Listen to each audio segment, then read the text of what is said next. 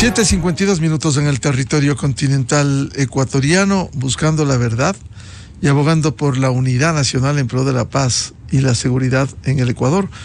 Queremos saludar y dar la bienvenida en la revista de Opinión Democracia al ingeniero Boris Abad, experto petrolero. Lo invitamos a un diálogo para hablar del sector petrolero y hablar esta cuenta regresiva para el cierre del bloque 43 en el Yasuní, con una circunstancia: la producción petrolera ha caído. Hubo una decisión del pueblo ecuatoriano del cierre de este bloque, menos recursos, menos petróleo, ya en una producción caída en el sector petrolero ecuatoriano, lo cual puede complicar aún más la situación económica interna. ¿Qué hacer en este proceso si el calendario regresivo avanza y se va a cerrar el bloque 43? Ingeniero Boris Abad, muy buen día. ¿Cómo está, Miguel? Gracias por la invitación. Buen día a usted y a su distinguida audiencia. Pues, como dijo Julio César, la suerte ya está echada, ¿no? Ahora ya no es una cuestión sino de obedecer la ley, diría yo, el mandato de la Corte Constitucional, porque así lo quiso la mayoría de los ecuatorianos, que en mi opinión cometieron un suicidio económico guiado por una opinión equivocada, la de los señores Yasunidos, que estoy seguro que no sabrán qué hacer ahora, y que el gobierno del momento y que el sector, gremios, Petroecuador, ministerio, sindicatos, colegios, etcétera, etcétera, no supieron defender. Entonces, el asunto ya es un tema de se obedece o no se obedece el mandato constitucional, Miguel.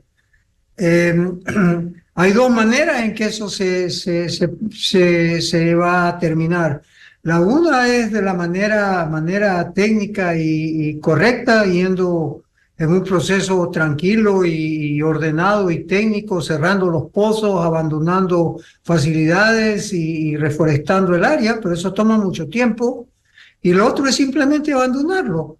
Y temo que eso es lo que va a pasar, ¿eh? O sea, simplemente se va a abandonar porque ya los taladros, tengo entendido, salieron de ahí. La producción va a empezar a caer y Ecuador tomó la decisión de cerrar el Yasuní, es el ITT. Es irónico, pero Miguel, ¿qué se puede hacer en este momento? Nada, porque nadie puede y sobre todo creo que nadie quiere hacer nada. Si han salido los taladros, como usted dice, ingeniero Abad, ¿significa que ya se está dejando de explotar paulatinamente en el bloque 43? Sí, mire, los yacimientos de ITT y del bloque 43 son muy parecidos a los yacimientos del bloque 16, que yo tuve la oportunidad de desarrollar como gerente de ingeniería y después como director de asuntos gubernamentales, medio ambiente y seguridad. Son muy similares. Los de ITT son más grandes, pero de características físicas muy parecidas. Usted perfora un pozo y en 30 días ese pozo ya está produciendo como 90% de agua y 10% de petróleo. Y lo que mantiene la producción es la perforación constante. Si usted deja de perforar, la producción empieza a caer inevitablemente. Los yacimientos en el oriente ecuatoriano declinan aproximadamente 20% por año y en el suroriente, en el ITT, bloque 16 y otros similares al sur del río Napo, declinan aún más rápido. ¿Por qué? Por la naturaleza del petróleo, que es más pesado que los otros. No se perfora, la producción empieza a caer. No hay mantenimiento, los pozos que están en producción también empiezan a caer. Ecuador tiene que hacer una reflexión. El oriente ya es una cuenca madura, Miguel. El promedio de producción de petróleo y un pozo del oriente es de 220 barriles por día. No es nada extraordinario. Usted va a ITT y salen pozos de 1.000, 2.000 hasta 2.500 pozos, pero caen bastante rápido. Mire la historia última de la perforación en Sacha, Miguel. pida que Petroecuador le envíe esa información. ¿Cuáles son los resultados de los últimos 15 pozos perforados en Sacha? ¿Cuál fue la producción inicial y cuál es la producción 30 días después? Usted se va a dar cuenta que son pozos que producen cantidades verdaderamente pequeñas de petróleo comparado con lo que se producía antes. ITT era donde estaban los yacimientos más jóvenes, más frescos, que eran más prolíficos. Eso Ecuador decidió cerrar. Un área en donde invirtió Petroecuador y el Estado ecuatoriano, porque a diferencia de los otros campos que fueron descubiertos por empresas privadas, Texaco, Conoco, Oxy, Agip, etcétera, etcétera, esos campos de ITT fueron descubiertos por la Shell inicialmente, pero fueron desarrollados con costo de Petroecuador, con costo y a riesgo del Estado ecuatoriano. Miles de millones de dólares que están ahí ahora ya botados. La gente se pasa años, invierte fortunas buscando tesoros. Guyana, por ejemplo. Y Ecuador se da el lujo de enterrarlos, Miguel, de replay. La cosa es verdaderamente preocupante y nadie se da cuenta porque todo el mundo tiene combustibles, están abastecidos de combustibles baratos, todavía subsidiados. Entonces no importa, Miguel. Quiero volver con la situación de Sacha que dice, ¿por qué cayó la producción petrolera sustancialmente? Cae la producción petrolera porque los campos están agotados y no hacen lo que tienen que hacer, pues. ¿Y qué tendrían que hacer? Tener un desarrollo más ordenado. Yo nunca me olvido y siempre repito esta historia, Miguel. Esta historia. Y digo, yo les preguntaba a muchos ingenieros en Petroecuador, bueno, ¿y ustedes cuál es su negocio? Me decían, nuestro negocio es producir petróleo. Le digo, no, señores, su negocio es ganar dinero para el Estado a través de la producción de petróleo. Se perfora por perforar. Yo no sé si Petroecuador puede responder esta pregunta. ¿Cuál es el número óptimo máximo de pozos que pueden poner en los yacimientos de Sacha? ¿Cuánto es? Porque hay un límite, Miguel. No es que se puede perforar indiscriminadamente porque esa es la joya de la corona. Los resultados, cuando usted empieza a perforar demasiados pozos, los pozos empiezan a interferirse el uno con el otro. Pero hay dos asuntos que todo el mundo sabe, pero nadie habla. Uno, el abastecimiento de energía a las operaciones del Oriente. Petroecuador, aunque tiene contratistas, se encarga, ellos se quedaron con la responsabilidad de entregar la energía. ¿Por qué? Porque la generan con diésel y la alquilan a alguien. Y la otra es perforar pozos. Cada pozo tiene una bomba. Entonces el negocio es vender bombas, pues Miguel. No importa cuántos pozos, cuán eficientes sean. Cuando la gente se quita la máscara y dice la verdad y se enfrenta ante la realidad del abuso al que ha sido sometido el sector petrolero y especialmente Petroecuador, que a muchísima gente, menos a la mayoría de los ecuatorianos que no aprecian lo que tienen, les conviene que esté como está. Sacha es un desarrollo muy mal hecho, Miguel. Y en el caso del bloque 43 de ITT, va a quedar el petróleo en esas condiciones y la reducción sustancial. Se ha estimado que serían alrededor de 1.200 millones de dólares que dejaría de percibir al año por la explotación petrolera en esa zona. ¿Cómo cubrimos esos recursos que se deja de percibir? Pues bueno, ahí los señores yasunidos dijeron que había que subir impuestos y había que traer más turismo. ¿Y quién va a ir a Ecuador en este momento con esa situación de seguridad? Yo les hice un cálculo muy simple. ¿Sabe cuántos turistas tendrían que entrar al Yasuní para poder compensar la pérdida del petróleo? 2 millones por año, Miguel. Ni a nivel nacional. Ni a nivel nacional, pero 2 millones por año, pero que están chifletes, ¿no? Pero si 2 millones, ¿cómo llegan a Coca? Las canoas y la contaminación, ¿en qué van a llegar? En canoas que usan ¿qué? ¿Gasolina o diésel? Pues Miguel, usted ha visto cómo poco a poco, y para beneficio de muy pocos, Galápagos sobreexplotada. Eso es lo que quieren estos payasos para Yasuní. Entonces, en minería hay minería ilegal. En petróleo no puede haber petróleo ilegal porque es demasiado costoso sacarlo del subsuelo, porque está muy, muy, muy abajo. Pero ¿qué es lo que hay? Hay deforestación ilegal. Y estos cacacenos de Estados Unidos, ahí sí están calladitos. Pero si salen a hacer manifestaciones para que no se quite el subsidio a los combustibles, pues. Entonces, ¿quién entiende a esta gente? Pero ¿quién entiende al votante ecuatoriano que aprobó este sinsentido, Miguel? Ahora tenemos que vivir con las consecuencias.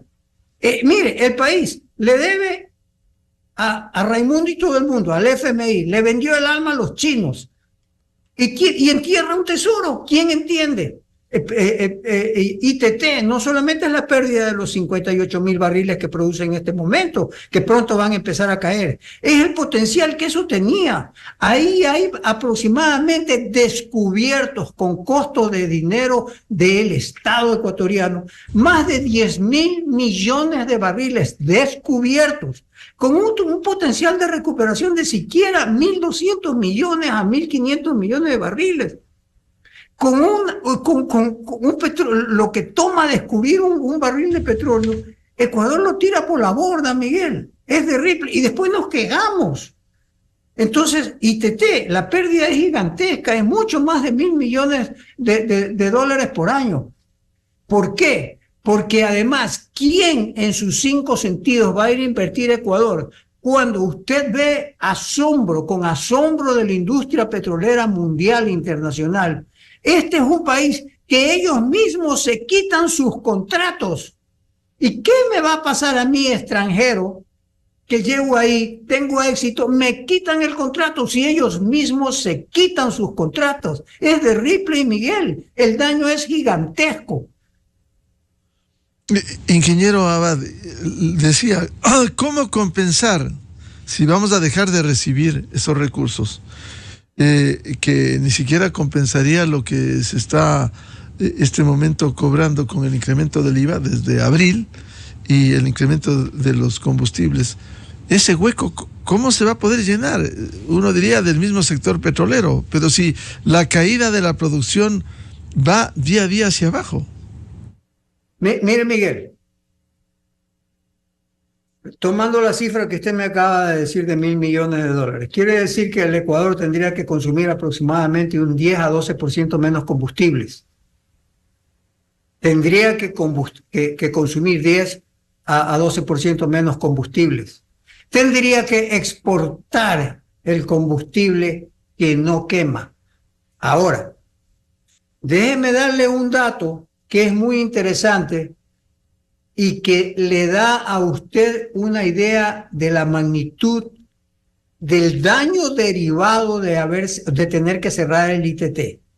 Mire, hay una regla en refinación de petróleo, de hidrocarburos, que se llama la regla 3-2-1. La regla 3-2-1 significa que usted necesita 3 barriles de petróleo para producir 1 barril de gasolina y necesita 3 barriles de petróleo para producir 2 barriles de diésel. En Ecuador, el sistema de refinación es 6-4-1. El proceso de refinación ecuatoriano necesita 6 barriles de crudo ecuatoriano con esas refinerías tan maltrechas para producir 1 barril de gasolina y necesita aproximadamente 4,5 a 5 barriles para producir 2 de diésel. Entonces, fíjese usted toda la desproporción que hay, pero como nadie suma y Petroecuador no tiene estado de pérdidas y ganancias, nadie sabe verdaderamente lo que gana o pierde, sino que, me falta dinero, paga más impuestos. Pero eso sí, los contratos colectivos para arriba. Eso sí, el número de empleados para arriba. Entonces, el gasto para arriba. Y no me toquen la gasolina, y no me toquen el GLP. Pero cierren el Yasuní. ¿Cómo se compensa? Gastando menos hidrocarburos, rápido, exportando más. Pero llega un momento en que ya simplemente no va a haber que exportar, pues. No es que esas refinerías, lo que somos es malos procesadores de crudo, y exportamos un fuel oil riquísimo. Y ahí nos pasamos años, hacemos contratos mamarrachos para buscar inversionistas privados para las refinerías, y ahí está la consecuencia. ¿Y quién gana en todo esto? solamente la gente que importa combustibles, nadie más. El contrabando, nadie más. Miren los escándalos que hay alrededor de la venta de crudo y del contrabando de petróleo, de derivados. ¿Qué vamos a hacer para Camposer y Yasuní? Tenemos que ajustarnos los cinturones, pues si no hay petróleo ya. ¿Y cómo ajustarse dejando de gastar? Porque por un lado se exige más recursos y por otro se impide el ingreso de nuevos recursos. Esta reducción de dinero va a golpear duramente no solo al sector petrolero, sino a la caja fiscal. Claro, mire, ¿quiénes son los partícipes de la renta petrolera, Miguel? Los partícipes de la renta petrolera automáticamente van a perder entre 10 y 12% de sus ingresos, pues. Ahora, los municipios van a aceptar eso. Vendrán los paros, vendrá el reclamo, vendrá la intranquilidad social, que es la gente que promovió el cierre del Yasuní, que es lo que busca. Porque todo el mundo se olvida de las consignas que tienen, son los maestros del caos, solapados. Maestros del caos, ahí de a poquito, y como la gente no se da cuenta y sigue en su cosa y todos estamos ocupados tratando de ganarnos la vida, pues su trabajo es hacer esto. Entonces, gastar menos. ¿Quién va a permitir Arde Roma y Quito también, si es que quieren tocar el subsidio al GLP o al diésel? Va a ver usted el relajete que se arma ahí. Pero ¿de dónde saco, señor, si no tengo dinero? Estoy desnudo y usted me pide que le regale la camisa. Pero ¿quién entiende esto, Miguel? Nadie. Entonces, y todo el mundo es este deseo, no sé, de que la buena suerte y la mala suerte. No hay técnica, no hay preparación, y después no sabemos por qué pasa. Claro que sabemos por qué pasa, por el abandono que hay en todos los aspectos de esta cadena productiva que es abastecer de combustibles al mercado nacional, Miguel. Pero no queremos, simplemente no queremos salir de esa mediocridad, de esa pobreza, y hacemos cosas como esta, como cerrar el ITT. El ITT es irreemplazable, Miguel, irreemplazable. Bueno, como hay una decisión que se le llevó al pueblo a que vote de esta manera, hay que buscar alternativas. ¿Cuál es que, por ejemplo, si Petroecuador no tiene recursos, se ha caído el ingreso por la venta de petróleo, se ha caído como consecuencia la producción petrolera, la inversión extranjera pudiera ser una alternativa? ¿Será que quieren venir grandes empresas en las condiciones en las que estamos? Pero ¿quién va a querer venir a Ecuador? Imaginemos que la situación de seguridad no fuese la que es en este momento, Miguel. Solo imaginemos eso. Es una desgracia, es un desastre la situación de seguridad que vive el pueblo ecuatoriano, donde todo el mundo está sujeto a vacunas y a extorsiones y a horrores. Pero Ecuador es un país que no es serio en la contratación petrolera. No es serio, Miguel. Ecuador no es un país serio. Mire, yo llegué a Ecuador en el año 1986. El contrato era de prestación de servicios, un contrato de prestación de servicios diseñado por el Estado ecuatoriano y por todos esos genios y mentes legales que pululan los pasillos del ministerio y que pululan los lobbies y las cosas en Ecuador. Todos estos genios legales, estas mentes legales crearon esa contratación. Funcionó. Vino después de algunos años en el gobierno de Abdalá Bucaram, a patadas se obligó a cambiar el contrato de prestación de servicios a contrato de participación. Después vino el iluminado de Bélgica y los cambió a prestación de servicios. Y ahora 3 veces cambiado de contratos, cambiado el contrato. En la vida de lo que inicialmente era un contrato serio, de un Estado serio. Pero ¿quién le va a creer a Ecuador? Si mañana cambia un gobierno y viene otra vez un iluminado como el que estuvo, o viene gente pusilánime que simplemente no tiene o no entiende el sector, y cambia las cosas, Miguel, cambia las cosas. Yo trabajé en Colombia con un modelo de contrato que fue un éxito, que fue el desarrollo de Rubiales. Nadie toca los contratos, Miguel. Los contratos son sacrosantos, pero eso no lo entiende Ecuador. Y además, ¿cómo entiende usted que en la consulta popular se haya rechazado el trabajo por horas y el arbitraje internacional? ¿Usted cree que yo como inversionista internacional voy a ir a Ecuador a someterme a las leyes de Ecuador? Pero mire el circo que es en este momento, pues. O sea, no nos damos cuenta de lo que hacemos y no nos damos cuenta que todo está interconectado. Yo como inversionista veo todo, pues cuál es el ambiente laboral, el ambiente legal, el ambiente de seguridad, y se va a respetar o no mis contratos. Ah, es que estás ganando mucho, es que ya sabíamos que estaba ahí. Entonces somos unos soberanos y como la ley dice que es el patrimonio del Estado, los hidrocarburos son del patrimonio del Estado, resulta que todo el mundo se cree el Estado y todo el mundo le quiere meter mano. Contratistas, importadores, proveedores de servicios, lobistas, burócratas, sindicalistas, todos le quieren meter mano.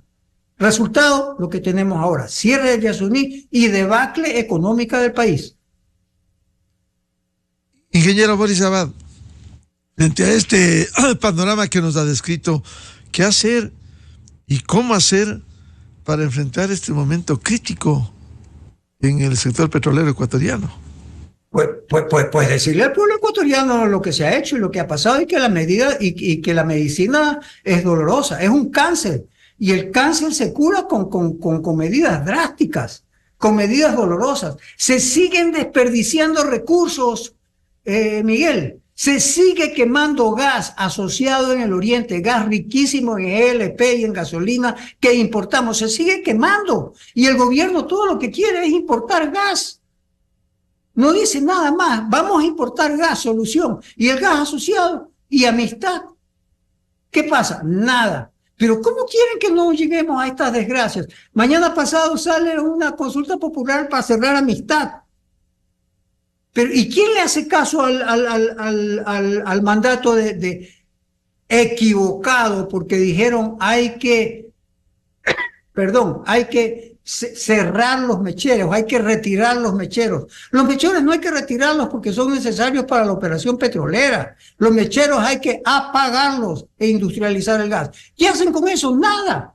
Entonces se quejan porque el ITT se va a cerrar, pero siguen quemando gas, pues, gas rico en GLP y gasolina. Amistad no se desarrolla. Los procesos de contratación duermen el sueño de los justos. ¿Por qué? Porque la burocracia indolente no se da cuenta que se están comiendo como culebras la misma cola. Si se van a quedar sin trabajo, señores de Petroecuador, se van a quedar sin trabajo porque no va a haber empresa.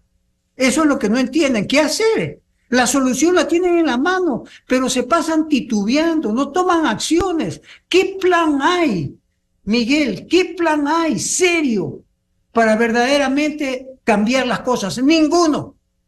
El gobierno anterior se pasó mirándose el ombligo y haciendo tontería y media. Y este ha perdido ya todos los 6 o 7, 8 meses que tiene el gobierno, una oportunidad brillante. Tienen que despertarse las autoridades. Tienen que tener un sentido de urgencia que no tienen. La solución está ahí, pero anímense, organícense, tengan un norte, tengan un plan, pero no lo tienen. No puede ser que Petroecuador siga como está. ¿Por qué? Porque le conviene a mucha gente que esté así. Y como está, a Petroecuador no se le puede confiar ni un chinche, pues.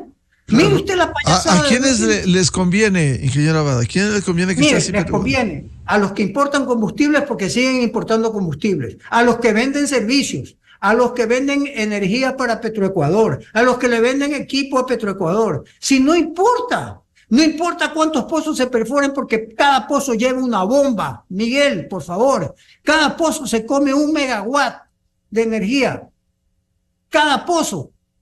Miren los de ITT. 1 megawatt de energía. Un campo petrolero puede consumir tanta energía como una ciudad pequeña de Ecuador, Miguel. ¿A quién le conviene? Pero sí es obvio. A los que lucran con el contrabando, a los que lucran con el robo de los combustibles, con la importación de combustibles, con la venta de servicios, con la venta de energía. A eso les conviene, por eso es que todos los procesos se caen. Y como hay sinvergüencería y media ahí en Petroecuador, que es una cueva de Alibaba, y nadie lo dice, y nadie dice nada. Entonces llega un gerente, ay, sí, aquí no pasa nada, todos son buenos chicos. Al poco rato se contaminan de esos mandos medios enquistados ahí, que todos tienen alguna agendita o tienen algo, algún mandato o algún recado o son recaderos de alguien. Entonces, pero nos rasgamos la vestidura y nos flagelamos sabiendo dónde están los problemas. Hable usted con cualquier agente del sector, todos le van a decir más o menos lo que yo le estoy diciendo. ¿Y qué se hace? Nada, Miguel, no se hace nada, puras lamentaciones. Entonces, ¿por qué? Pero porque las cabezas no saben. Las cabezas no saben. ¿Y qué es lo que pasa? Que a los 3 meses de que ya están en el ministerio o que están en Petroecuador, son genios y son expertos. Y ya están contaminados por todo ese grupo de gente que está en el medio, cuyo negocio es no hacer nada. ¿Quiénes se benefician? Esas masas de gente que todo lo que saben es estar ahí impidiendo que las cosas se den y que se mantenga el statu quo de donde ellos lucran. Pero es que son mediocres a morir. ¿Por qué? Porque no tienen la visión de que en un entorno más grande y más competitivo, ellos mismos ganarían más dinero. ¿Por qué Petroecuador, a pesar de que tiene 22 contratistas para que le produzcan, como dicen en Quito, le den produciendo el petróleo, pero se quedó con la responsabilidad de darles energía? ¿Por qué? Porque ahí es donde está el negocio de vender energía y de consumir diésel y crudo, pues Miguel, si no hay que ser ciego. Lo que pasa es que nadie dice nada. ¿Por qué? Porque todo el mundo quiere una cosita. O un empleíto, o un contratito, o una cosita. Nadie dice las cosas, nadie se duele por el sector, nadie se duele por Petroecuador, y menos por Ecuador. Y después nos lamentamos porque el ITT se cierra. Ingeniero Boris Abad, si no hay decisión política para tomar correctivos, ¿cuál es el panorama si seguimos así? Pues seguir importando combustibles y seguir endeudándonos, y eventualmente la dolarización se caerá. Pero es que es irreversible. El presidente tiene la oportunidad de oro de arreglar esto. Tiene credibilidad, tiene juventud, tiene fuerza, tiene todo. Y ahí se la pasan. Todo el problema han sido los apagones, pero los apagones son causados, pues, de lo mismo. La solución, traer una barcaza. Ok, perfecto. ¿Por qué? Porque los apagones. Pero, mire, llovió, dejó de haber crisis en las represas y ya todo el mundo se olvidó del problema. Pero el problema está ahí, sigue creciendo. Gas, importar gas. Pero por favor, señores, eso no es política petrolera. Importar gas, importar diésel, es que es rápido, es que hay apuro. Díganme más rápido. Señores, ya se contagiaron del apuro que le dan los indolentes, que son esos mandos medios enquistados ahí, que ya los tienen envueltos. No sacuden, si no patean el tablero, no cambian las cosas. Este joven presidente y estos jóvenes ministros van a fracasar. Van a fracasar. ¿Por qué? Porque toda esa masa informe de gente que está ahí metida, cuyo negocio es que no pase nada, están haciendo que fracase. Pero desen cuenta, por favor. Qué terrible el panorama. Ojalá haya correctivos, se despierte y se retome con decisión política. Al ingeniero Boris Abad, experto petrolero, gracias por atender a la revista de Opinión Democracia.